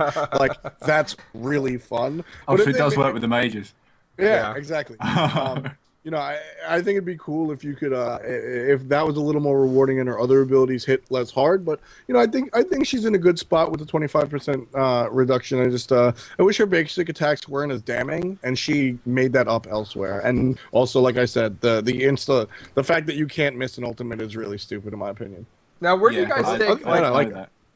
Looking at her curve across early game, mid game, and late game. Where do you guys see her peaking the most? The reason I ask that is because I'm seeing a lot of people on Nemesis go for Hide of Urchin late game, which those of you guys not familiar, you gain +2 protections for each god kill or assist, and it stacks, up to 10. And I see a lot of people moving in that direction. So late game, she's almost impossible to kill. You go one-on-one head-to-head with her late game, and you're probably not going to win it out. So for me, I feel like she peaks early game and late game. What do you guys think? For sure. She's just strong all the way. Okay. So yours doesn't even peak. It's just a plateau and the whole game. No, that's it. She's just she's just here. That's it. She's kind of, even at the start, she's good because as long as she's got her 2, she's doing loads of damage to you, and she can kind of kite round you a little bit and then just cut your head off. Go. Yeah, she's definitely one of the gods I feel very very comfortable invading enemy blue at level 1 with. Yes. But she's a late game god. I mean, when you hit level 20, I had a match the other day. Story time. I was playing with F-Dot. Yeah, I was playing with my lower level friend, Click to Move. He's new to the game, but he's not bad, and I'm not bad. And somebody took our duo away from us, so we just really wanted to win, so I picked Thanatos and decided to pub stomp. And there was a Nemesis on the enemy team who kind of had the exact same mentality. And late game, man, she would just engage on 3 of us, take our burst with her 3 and just left click, done. Left click, done. 2, left click, done. And it was just like, dude, what do we do? She's just so powerful. And then when we burst her, she knows. So she hits her 3 button. What do we do? She's definitely really, really, really, really, really strong late game. And I had been tooling her around. I wound up with 41 kills that game. I had killed her a lot. Oh my but god. She won the game for her team because late game she was just better than me. That's also I think she's a late game god for sure. Especially with the 50% It reflects 50% back, doesn't it? Yeah, 50% reduction back, especially for like ADs. You're going to want to blow up the biggest threat, and at one point, maybe that's going to be Nemesis. And if she's popped the 3 and you hit her with a couple of basic attacks, you've pretty much just killed yourself. That's a lot of damage to send back at you. I kill myself a lot. I as a Thanatos, I dunk down, I throw the one, I silence, and then I ching ching ching ching ching. And the problem was I dunked down, she beeps and pressed 3, and then I threw the one, silence, and then I died. GG. Like, what? Like I was just like, what do? I don't really know how to react. I'm already dead. And take a page out of Octane Pro's book. That's right. It's That's just too much to handle. Pretty much. And I always talk about this, how it's more infuriating when you cause your own demise than when your teammate does something stupid. Yep. When you die to that 3, you're like, who do you blame? Who do you blame? You got nobody to blame. It's the game. like, you can't even be like, oh, I missed my abilities. You hit them all, and that's what killed you, buddy. Like, I've done that so many times with killing myself with hide. It was like, why did I die? Tab, hide. And you just literally go there. Yep. So let's go ahead. It's funny when you stream and your streamers notice it before you do, and they're like, "Dude, hide," and it's like, Yep. Let's go ahead and move off of Nemesis, because I mean, we could talk about Nemesis forever, but we'll definitely have to see. I mean, I think all of us can agree we're going to see some type of adjustment come this week. At least we can hope for. I think if they're going to do an adjustment, it could be with the damage reflect, because you need to be able to kill her. If she puts that much damage and can be a carry, even though it's for 1 second, if you try and, you could probably burst her down. I know I'm just kind of sidetracked you a little bit there, but I know you can burst her down. But it's kind of like baiting out her 3 before you burst her, just like a Bakasura where you bait her is Butcher's Blades. Sure. So once that goes down, then you go back in. But okay, so. Moving on to the skins, we did see Athena getting that. We're going from Greek to Russian. This girl moves. She moves around a little bit, doesn't she? Yeah. So we got a beautiful, well, not to say beautiful, a red star Athena. Looks really good. I do like the new shield and I like the voice back with it.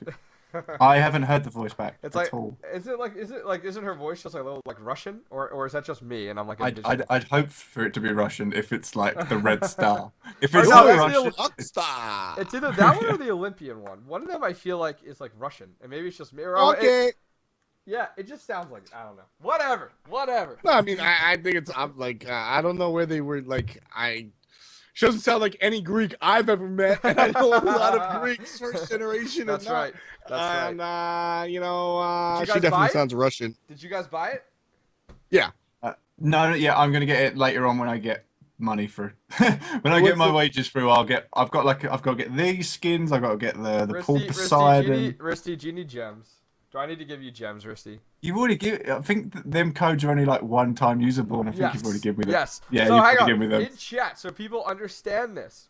If you have activated a 200 gem code ever that you've been given on stream or from a friend, you cannot go and reactivate another 200 gem code.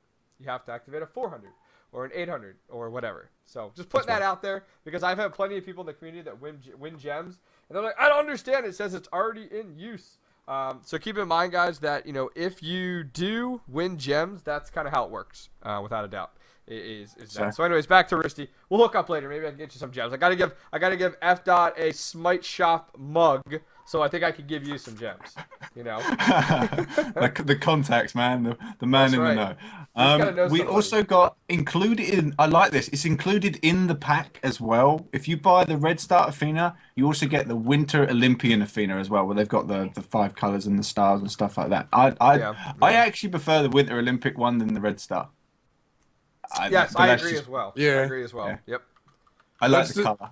Yeah, I mean, that's the only reason I bought it. I mean, it's kind of like how they get you at Costco or Price Club or whatever, Sam's Club. I was like, I play a lot of Jungle Athena, but I don't play it in casuals, so I need to have my team there. So, I don't really know. I'm on the fence. I might buy it. And then they're like, you get 2 skins for 400 gems. I was like, well, I got to buy it, dude. It's 200 gems a skin. What are you, joking? They got me. I'm a sucker for that type of thing. Well, I've started to become more of a, I've literally, all of a sudden, like, I don't know, over the past like month, I've been like, okay, I am literally only playing like support gods because I want to be good like at support. Like, some people play mid, some people AD, So I've been playing a ton of support, and I'm very happy with my Sobek and Ymir. And I was a little hesitant for the Athena because I'm slowly getting better at Athena, but I'm not the best. And I was like, all right, let's go with it. It's gonna force me to play her more and more. So I agree there. And the second thing is, it's just like Costco, and the fact that they put those stupid big screen monitors as soon as you walk in the door. They know what they're doing. As soon as a guy walks in the door, it's like,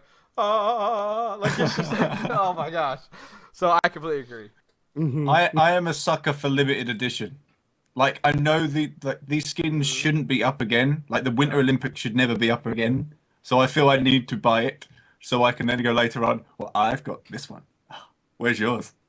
So I feel I'm a collector. I love collecting stuff that Yeah, I won't be feel around that. again. So I'm terrible for it. I play very grindy games to do that stuff. Yeah. We saw a new golden skin come out as well. All gold skins have been modified, so I think it's the blue. Yeah, to have the blue that was on the Sun Wukong gold skin. So I actually prefer the Sun Wukong gold skin because it just wasn't as harsh. The original blue was a little bit harsher than the other ones. This kind of works a little bit better. So that was a good addition to that. There's now translations for Smite.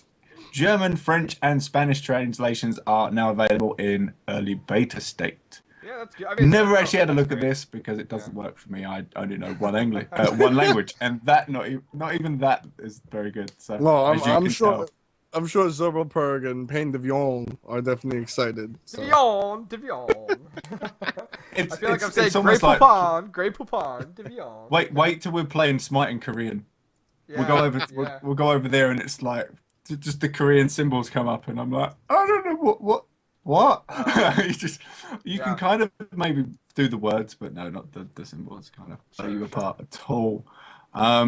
New tab's been done. New tab's been added, like co-op PvE matches and jousts and all the other little bits like that. It's a big deal. The co-op's a pretty big deal. I mean, have any of you guys tested this yet or not yet? No, not versus PvE. Okay. Nah. No, I agree with you. You put it that way, but you have to remember this is huge for new players coming into the scene. Like, think about it. You've gone ahead and you played. You go ahead and Now keep in mind. Are the AI any better? Where did they? It's somewhere in here. Something about how they changed the way for like new players. Like you have to play the practice matches until level 3 or something like that. Yeah, I think it's somewhere. I thought I saw it. That'd be good. The thing is though, how are the bots still the same? Because I can quite easily like kill the bots. Like stick me in an arena with bots. Yes. They can't get out of the well. Yeah. I will destroy them. So anyways, those of you guys aren't familiar, they added in a co-op section for PvE, and so you and a friend can go ahead and join in and do like 5 vs 5 or 3 vs 3 or Assault, which is a 5 vs 5, and go ahead and play versus bots. And I think it's huge. I think it's amazing. I mean, the people that have been playing Smite for a while are like, oh, this is terrible. But think about it. Think about a comfort level. You join a game, you just finished the tutorial, you just get into it, and you're like, okay, what do I want to do now? Well, I don't want to play Conquest because I don't want the BM, I don't want the trolls, I'm not very comfortable with it, blah, blah, blah. I mean, I feel like it's perfect. And what are you laughing about over there? I feel they haven't heard of League. I'm so afraid of Conquest. They're going to BM me, Octane. Dude, you don't understand, okay? You do not understand, okay? As I said, I come from the StarCraft 2 scene, and I have people complaining all the time that were like, I don't want to play ranked versus unranked or whatever. And it's like, why? And it's like, oh, because it's so hard and competitive, and people are so vocal, and I have to perform at a certain level. And you gotta remember, like, some people are used to playing single player to the point where there's no one to critique their play at all. And then all of a sudden join into a Smite game, and oh my gosh, Smite players are super vocal, and I think it's MOBAs across the board where, like, you are not doing exactly what someone wants you to do. You're going to hear about it. So I feel like the co-op PvE setup is perfect for new players, and I'm very happy that Hi-Rez added it. For high-level bots. Go into a conquest and hit. Go into a conquest and hit the 5 mute buttons. There you go. GG. You're up against high-level bots. That's true. That's true. So the queue names have been standardized across the different tabs of play. So that was just a few little. They've just done a load of like UI changes and stuff, like in-match HUD chats. No. Def cams and a few other bits. It's just like the general chat that we should have gone through. A bunch of little changes. So. Yeah. Yeah. The Minotaur voice command has been added. No, they've modified it now to the Titans. Some voice packs still need to be updated, so be careful of that one. Just just a random stuff there and the general stuff Yeah. there. The spectator just fixed an issue where sync players sharing cameras would get stuck on a I view also saw target. I think there was a hot fix at some point, and I saw with spectator mode. I ran into this because I was casting with Fats on Wednesday, the 3v3 tournament, and believe it or not, you would go into the manual free view and spectating people, and it was like one player on each team would be invisible. But if you double clicked on them to go directly behind them on their view, they showed up. So, there's still some little bugs with spectator mode here and there, and yeah, hopefully they. Was you around when it was like Invisible Hades? It was exactly what it was. I was like following a Yeah. Sobek or something. I'm like, why is Sobek invis? And I double click and bam, he's right there. And I'm like, all right, well, But yeah, there's the biggest thing I want to see, and we talk about, leading up to the launch of the game and stuff like that, and all three of us know how well Spectator Client works, and there's just like for example, like those of you guys not familiar, Spectator Client is not always spot on. So like if you set yourself to spectate F dot and then he jumps into the game and he's 3 minutes in, you might not jump into that game. You might have to do /spectate F dot or F dot what again, and it might kick you in. Or like the one thing we ran into with myself and Fats this past week with Spectator was I would get into the lobby, and all of a sudden, Fats would not. So he would just have to sit there, and then when I got pulled into the game, he would get pulled into the game. So there's a bunch of little tweaks here and there with spectator mode that there's a lot of bugs, but I'm seeing a lot of people reporting them. So if you guys need to, I think it's reddit.com/r/smitebugs. Make sure you guys report them, because I know there's a lot out there that people are trying to find an outlet to report them to, and they're not really sure where to go. Yeah. Go ahead, Risky. The only item they changed was Hand of God. Hand of Gods. They increased the rank 1 from 60 seconds to 90 seconds. So now it's like it's 90 seconds for both bits, and then I think Fist is like 2 minutes, I believe, on Fist, or is it still 90? No, it's 2 minutes. I think that. Okay. No, it's 60 seconds. What for Fist? Yeah. Really? For Fist of the Gods, Okay. yeah. Yeah. All right. Yeah, okay. rank 1 hog is 90 seconds. Rank 2 hog is 60, and then hand 3 or fist is 60. Okay. It was, I thought it went up to 90, like on the second point. I'll have to double check. But they've changed that now. It's gonna like mess up when you used to use your hog in your jungle run, because I used to have it like timed out. So if I hog here, I get round to here, and then I hog that, and then I'll do that. Or I used to have my mid camp harpies kind of timed with the hog, and now it's kind of messed. Obviously, I haven't done enough jungling to kind of redo enough of it. So that there's a lot of changes recently that have just messed up jungling, like the roots. It made like the mid camp. Like we was talking about the mid camp harpy change. It's made it a lot easier to follow, because before it used to be add 2 minutes, take 20 seconds. Now it's just add 2 minutes. So that's made it easier, but obviously your roots are a bit more, and you've got to change that. So it'd be interesting to it's just going to change jungling. That's the only thing that's really going to change. Other than that, and maybe the duo lane get that extra hog push a little bit less. Well, sure, yep. That one. Yeah. We got some got balance changes. So I ripped out of these like patch notes like all of the reduced times. They've reduced pretty much everybody down to like 0.1 recovery time after skills and stuff like that. There's a few that we kept in there that are slightly different. So Agni's Noxious Fumes, the cast time has actually increased from 0, not even 0.1, it's 0 to 0.3. So it will take a little bit more. I think are they trying to mess up the rain of fire into the noxious fumes? I don't think it's still too much of a delay for that. I think that's still right, because you can still pull it off. Because they reduced the recovery time of rain of fire just a little bit, so it's still right.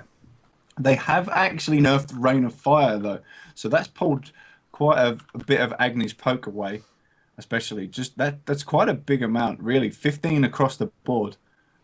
Yeah, that's a lot of poke. Yeah, it's a pretty decent amount. Hey, Risty. What? You're right. Fist of the Gods, 90 seconds. Thank you, chat, and thank you, Smite. I lose this week. I'll get you next week, Risty. Because I'm always Chat is the all-knowing. Chat is the all-knowing. Yeah, it's only because when I jungled, I always used to go to like other junglers. I'm like, why did you get a Fist of God 2, Hand of God 2, or anything like that? Because I went, or like the Fist of Gods, because I was like, it just increases the cooldown. It does the same job, but increases the cooldown. So I was just like, why? It's the stun. But I mean, I should know better. You're the man when it comes to these patch notes. I thought I got something for once, but no, your arena's your arena. I've fallen off a bit. I need to get back on the horse and start going for it. But now, this is an interesting change. Now, this is your little neck of the woods, Thanatos, man. Oh, this is all you. All you. Now, didn't they revert this kind of change before, where they've reduced the recovery time to like 0.1 on the Death Scythe and the Soul Reap? Because it was insta-gibbing people. Exactly. So they reduced it, and they did it again. I'm pretty sure Thanatos' win rate went to 99% because I mentioned it last time. They gave like 4 intricate reasons as to why they were like, okay, we're doing change A because of XYZ. Change B is also going to happen. Intricate change to this aspect of the game. Thanatos. Like, it was just self-explanatory. You got dunked and you just died all the time. So they reverted that, and they went to normal post-hit delay, or recovery as we call it now. And then what they did was they changed it back where the post-hit delay is there. They realized they messed up. That's what they realized. Well, they changed it. So they buffed it. Then they completely took it back, and then they buffed it a little bit more, not to the point where it was at before, but they buffed it over where it was in between there, and they increased the cast time on Soul Reap, which is the number 3 ability, the Silence, and that. I mean, like, he's still ridiculously strong. Just watch Shing. He's still a really strong god. He's still top pick, top ban material, in my opinion. But I like the change to Soul Reap. I think that's where they should have nerfed him for sure. Really? I think they went the wrong direction. I don't like Death Scythe. I think that his biggest problem for everybody, especially when you see a Thanatos in the jungle, you take a Death Scythe to the face. You pretty much know about it. Then it's like Death Scythe to the face. Oh my god, where's my health gone? And then you suddenly get silenced, and then it's like, right. Yeah, it does do a lot of damage. It does. I think it does too much damage for my liking. Just that one ability. That's where I didn't have a problem with Soul Reap at all ever. Because I was like, the damage is alright. Silenced, annoying. Okay. It was always death. So I have that to the face. God. I mean, to be fair, it's one of the hardest to land abilities in the game. And if you miss, you spend some of your HP at max level. It's a lot of HP. And if you miss, you basically disengage as a Thanatos player. So, there's a trade-off there. It's not exactly like, Nemesis is 2. But I could get behind the fact that there's a little too much damage for sure. Yeah, I'd have actually liked them to. Yeah, I'd switch the nerf around, and I'd have been okay with that. I'd been alright. It wouldn't bother me. So that's only my like 2 cents on Thanatos. But Thanatos, yeah, he's alright. I like him. He's okay. I'll go with that. I'll leave F dot with his Thanatos. Here you go. Take him, stroke him, caress him. I'm so unhappy about the next change though. Like, are you really? I saw this and went, yes, I could get out of the spikes. No. So Ymir's Glacial Strike. They increased the cast time from 3.1 to 0.31 to 0.45. Yeah. Now this actually, if you get stunned into Glacial Strike, if you're on the edge, you can kind of get away from it now. Before you was kind of a bit stuck, or it would just catch you. Are they upset that Ymir's pulling off so many kills in Conquest that they need to go ahead and change this? I mean, come on now. I love Glacial Strike. Glacial Strike is so effective. Do you know, it's not the cast time on Glacial Strike's the problem.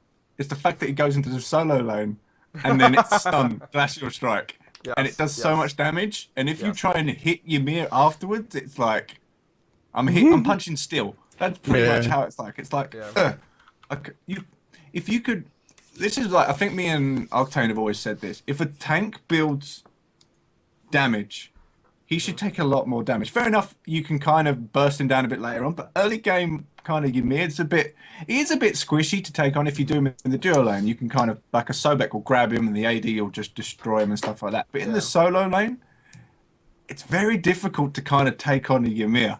Yeah, if he gets the stun, it's The thing, it's his damage. If you can Yeah. outlast the stun, glacial strike, basic attack combo, Hmm.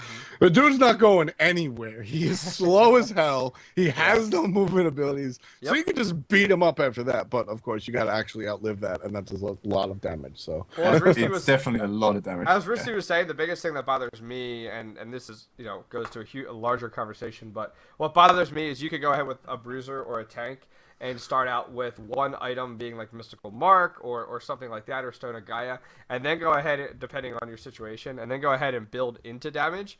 And they're still almost impossible to, actually almost impossible, but they still fulfill that tank role so well, but yet they go ahead and do a ton of damage. So that's the kind of thing that irks me, and I'd love to see it scale a little bit better. We're like, hey, because think of it, like they've gone ahead and said, hey, if you play this class, this type of god, you can't even see or buy these certain type of items, which is okay, understandable, but it's like it's the same thing that applies with tanks. It's like if you have should tanks be able to see everything else? So that's just kind of my thoughts. Like, should they be able to see a lot of those damage items? Because to me, like, people go Athena and then go jungle, and yeah, it works so well, but then all of a sudden, like, Athena can take so much damage still, and her survivability is so high up. So it's kind of one of those things that irks me about Smite, and I want them to find that nice little balance between them, because sometimes it just drives me nuts where I'm like, seriously, like, you're a bruiser, yet you're melting me faster than an AD is. Like, what's going on here? So that's see, kind I, of my It's thoughts. especially the early game. The Athena jungle. If the first time you ever see it kind of come out, yeah, the first time it hit me, I was like, "Where is all this damage coming from?" Yeah. They Yep. put out so much damage, and I'm like, that's "But why I you're a like Athena tank." jungle. Yeah, You're I'm just like like, the "But OP you're a gods. Come tank." on now, be honest. You're just like And the OP especially god. if that defender of Olympus catches you out and you don't Hmm. jump out in time, bang! Yeah. You just, yeah, you're not getting out of Yeah, that. yeah, that like. Unfortunately, we agree to disagree right here, Octane Pro. That's right. That's one of the things I absolutely enjoy about Smite. The fact that you can be creative. They all they did was they made it so that you can't buy items that do absolutely nothing and just waste your Hmm. gold. So they made it so that if you're magical, you can't buy physical stuff because it literally wouldn't affect you at all. Hmm. So, But then again, that's some of the times the passives, you'll get some theory crafter that go, that passive actually works really good, even yeah, if you yeah, can't yeah. use the physical. But that's just I know side bit. Uh-huh. No, I agree with that, and I'm certain that there's not a single item where the passive would outweigh the stats that you lose. Yeah. But I celebrate that creativity, and I was one of the opponents of the changing of that, so you couldn't see items that don't work for your character at all. But I understand onboarding experience, yada yada yada. But I really enjoy the fact that you can go in different directions. Ymir damage Ymir frustrates me almost more than any other character in the game. Don't get me wrong, but I think it's really cool that you can build him damage. If you weren't able to alter what you did with the god, Hades just would be completely unviable as opposed to unviable. Sure. The only Hades that's actually able to be played without being made fun of for a year and a half is damage Hades, and even that's not too great.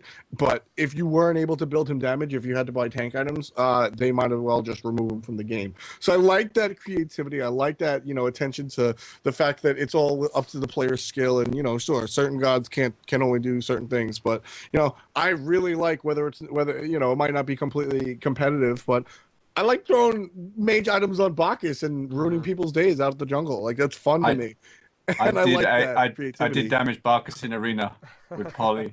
Oh my god, I tore it You go up. jungle? Did you go jungle? Ugh. Yeah. No, I So did the it in la- arena, and it was just so funny. You just jumped in, yeah. belched, intoxication, hit So you, the just last throwing thing out hits, and you tear them down. The last thing I want to bring up, which actually was just released about 15 minutes ago, I saw on Twitter, and I want to get your thoughts on it because I think it'll affect some of our viewership numbers in a positive manner. Is so Cloud9 was a League of Legends team, and as F Dot had said, like he's so happy that like they finally see like Cloud9 and Team Solo Mid branch out into other games, and you've said this time and time again, F Dot. Well, Cloud9 moved into Smite, a few weeks back, which was huge. Cloud9 and Team Solo Mid brought a ton of numbers to our scene of Smite. Well, just about 15 minutes ago, Cloud9 announced that they just picked up a Dota 2 team as well. So A lot of yeah, exactly. So now they have a team in League of Legends, Dota 2, and Smite. And I'm actually kind of excited about it because we got a lot of viewership over from that League of Legends community coming over just to support Cloud9 in any of the games they play. Well, now we're going to have Dota 2, hold that huge, grouping of viewers. What are your guys' thoughts on that? I'll throw it to F. first because I know you live for this type of stuff. Yeah, I mean that's cool. I'm excited for Dota 2's community being bigger and stuff. You sound so thrilled. Oh my gosh. Yo, I'll be straight up, man. Smite's Okay. my baby. I don't touch no other mobile besides Smite. And, I got really, I can't think of an appropriate word because that's how excited I was when Cloud9 came through and was like, what up, B? We like Smite. That's what's up. And, I was hype and because it said like, hey, we believe in Smite and this is going to be a big deal. And hearing that they're expanding outside of Smite as well, like, that's cool.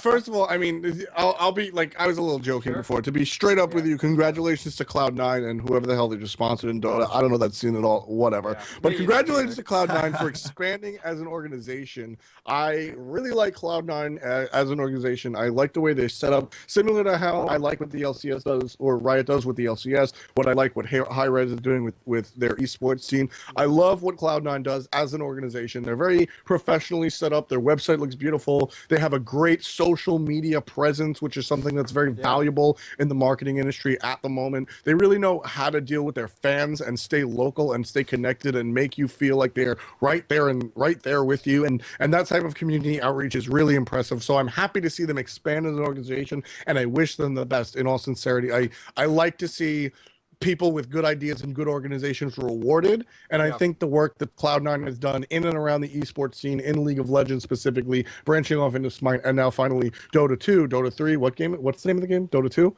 I like the fact that they're expanding because that's just that thing over there. That's yeah. Well, But I like that they're expanding as an organization. I'll put it into perspective, okay? Like Cloud9, you talked about social media. So just like Cloud9, posts on their social media and other websites when like the Smite tournaments are going on and stuff like that. Cloud9 has 50,000 followers on Twitter. Well, if we get even 1/4 of that coming over to the Smite community when Cloud9's playing in the finals, that's a huge win for us as a Smite community. Because you have to remember, League of Legends and Dota 2 are the direct competitors of Smite when it comes down to just a MOBA genre, not necessarily third person. But regardless, us showing this game off to, because if you might speak to some League of Legends players and Dota 2 players, and they might say, hey, I've never heard of Smite, or I've never seen Smite, or something like that, and then they get reintroduced to it by viewing, and all of a sudden counts go up, viewership goes up. I think it's a win-win. So, overall, it's not a bad thing. I think it's definitely a positive thing moving forward. Yeah, 100%. All right, so any last comments from either of you guys on any community content, on esports, or this patch that came out last week? I don't think we covered it all as far as I'm concerned. What about you, Risty? 90 seconds. Yeah. 90 seconds? Rub it in. Rub it in the wound. It took me a second. I was like, what is this, dude? Do you want 90 seconds to talk about yourself? Oh, you're making fun of me. No doubt. You know what? I can't wait for it to go vice versa, and Risty make a huge deal out of it. He's going to be proper. I know. But that's why I'm making it while I can now, because I know when it happens the other way, it's going to be like, oh, crap. Yeah, without a doubt. Oh my goodness! All right, so guys, those of you guys that are interested, I will have to say, this pretty much rounds out the episode of the Smite Update podcast for today. Special thanks to Hi-Rez Studios for hosting this show on their channel.